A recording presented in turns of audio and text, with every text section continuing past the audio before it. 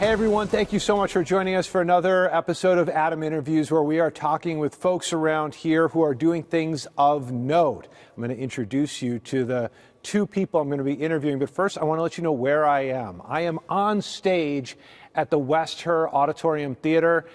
You know, I've dreamed about this when I was in high school. Never made it on the stage for an audience, but this is just as good because I get to talk about a very cool project that's happening, a collaboration, if you will, definitely a relationship between two of the great performing arts entities in our area, RBTL, which regularly performs here, and Geva, which of course has their historic and legendary stage and building across the way in downtown Rochester. But they are doing something very special here, and it just goes to show how close-knit our community can be and how close-knit it's growing because of folks who want it to be that way, who believe in collaboration. And one of those people is James Haskins, the executive director at Geva. James, thank you so much for joining us. Absolutely. Thank you so much, Adam. Great to be here with you on the stage at the West Her Auditorium. We made it. We did, finally.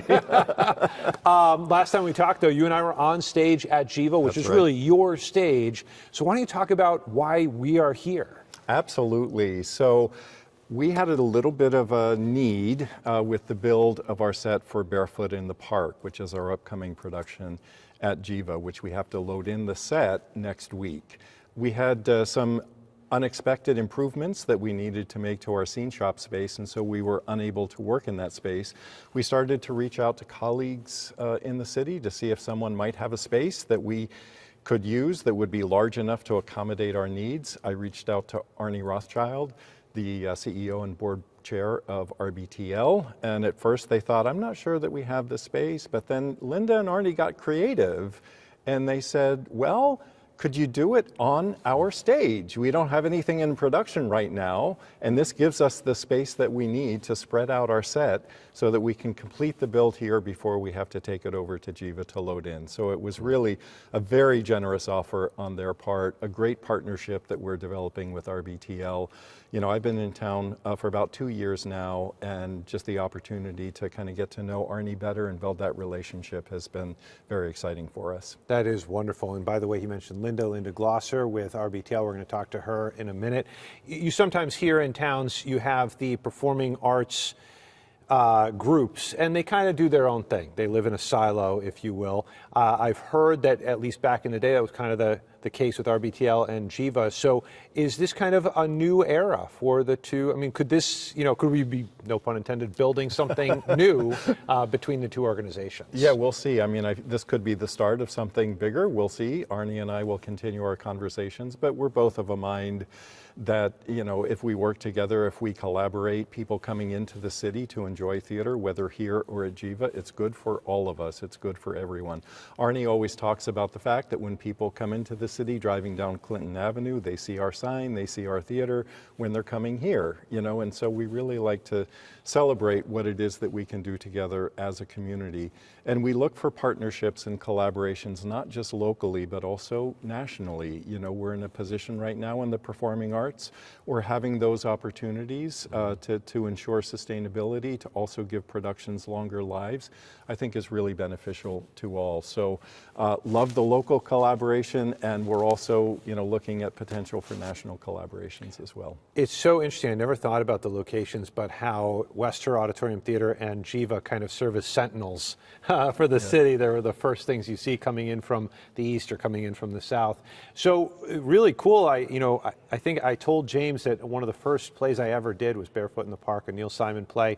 I think it was like freshman year of high school. So it's kind of interesting to be on a platform where they're building the set. And most notably, you said what's right behind James is the signature piece of the set, if you will. So for those who have seen the play or perhaps the film, there's a large skylight in the 5th floor walk-up apartment that the lead characters are just moving into. They've just gotten married, and so they're moving into their brand new apartment, which has a few quirks and maybe some issues that need to be resolved. One of them is a hole that is in the window of this large skylight, and there's a scene when it's actually snowing outside and the lead character is lying on the couch and it starts snowing on him. That's classic. So that's to be expected in Rochester, given the circumstances we're now in.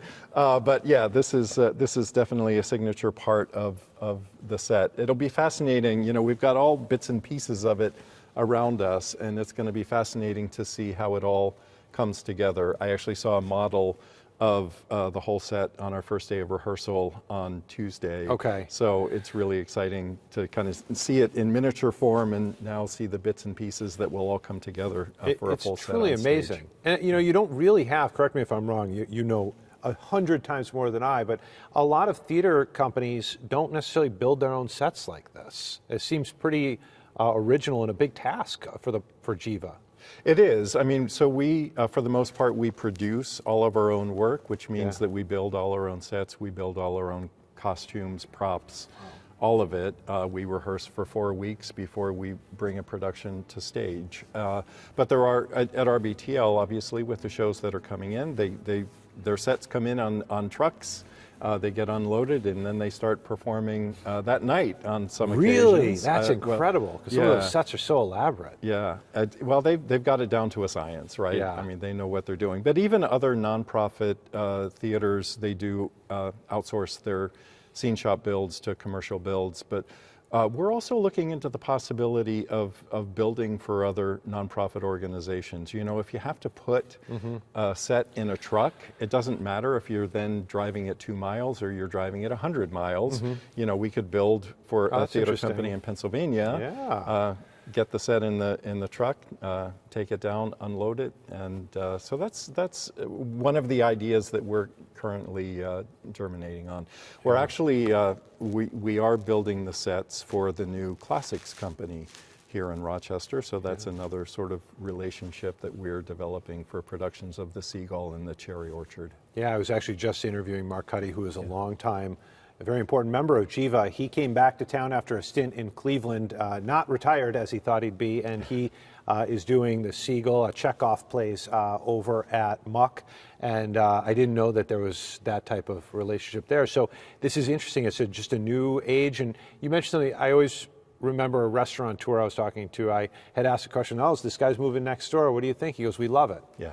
You know, all ships rise in a tide, and you know, the more we get the community in the region into theater, the better for everybody. Yeah, and we want to make sure that we can welcome people into Rochester. Obviously, we have audiences that are that live within the city, but we also have a lot of audience that comes in from the suburbs of Rochester, and we want to ensure that we create a welcoming and safe environment for everybody who comes to all of our venues.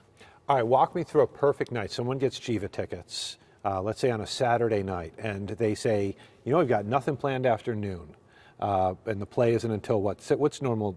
8 o'clock for Saturday nights. Walk me through a perfect afternoon and evening leading up to a Geva play. Well, you know, first you can come into the city, and we are so close to the Strong Museum. Oh, right. So if somebody wants to go to the Strong, or if somebody wants to go to MAG or the Science Center before coming to Geva, I think that's perfect. There are many cultural gems in this city that people could take advantage of before coming to the theater.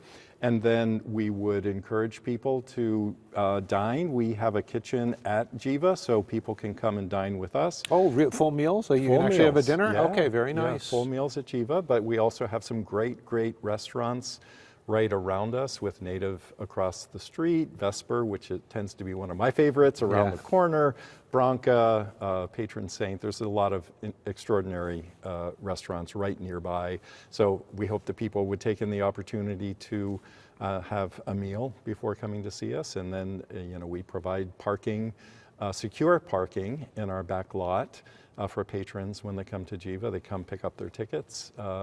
And if they have not had dinner with us, they can have a drink at the bar before the show or at intermission, and come and join us for, you know, with Barefoot in the Park. It's going to be a fun-filled romantic comedy evening. I'm in. I'm going to do all those things. That sounds like a perfect. Let me know when you'll be there. You got me. Say hi. So tell me about the upcoming season as a whole. What can we expect? So this is our final week of The Woman in Black, which Okay. is a production from Pemberley Productions. This is one of the only presented production of our season, which means it came to us Okay. fully built by Pemberley Productions. It's a thrill. There are some jump scares during the course of the production, which some people are really into, and other people are like, I don't like that as much. But it's really fun. It's very exciting. A little scary. It's a ghost story. And then following that, we will go with the romantic comedy of Barefoot in the Park. That'll be followed by Furlough's Paradise, which is a relatively new play, which will be on the Wilson stage. And then Baron Vaughn is bringing his new play, Cycle Breaker, to the Fielding stage after that. It's sort of a long-form comedy piece that he developed with us in a project that he developed called The Workout Room. And Baron is known for his 7 seasons, I think, on Gracie and Frankie. So we're thrilled to have Baron join us. And then we'll close the season with Anastasia, the musical, which will be directed by our artistic director, Elizabeth Williamson. Elizabeth worked on the original production of Anastasia about 10 years ago. So it's really great for her to come back to that piece and bring it to our stage. I admitted earlier today that I've never actually seen Wicked on stage, nor have I seen Anastasia. So I'll have to try and get both of those out of the way with RBTL. That's right. And I always love the intimacy of a musical in Geva. It really actually is, in a way, more Broadway-like than some of the bigger venues that you can go to, I find. Yeah. Which is fantastic. And then is Barefoot in the Park, when does that start?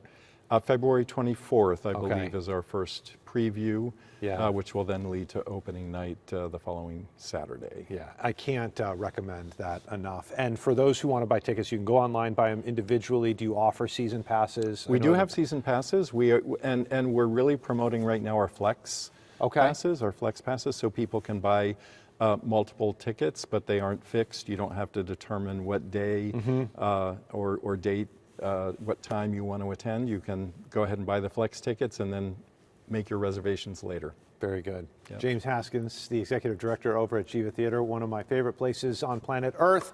And it's kind of funny to see Geva at work here at Western Auditorium Theater, and who knows where the relationship goes from here. At the same time, I can say this, RBTL is definitely helping out Geva as they look for a space to build this incredible set, and very much looking forward to seeing a wonderful Neil Simon play. No one does it better than Neil, and this is one of my favorites. So with that, we're going to take a very short break. When we come back, we're going to speak with Linda Glosser, RBTL's financial guru. Her title is big. So with that, we'll see you in just a moment.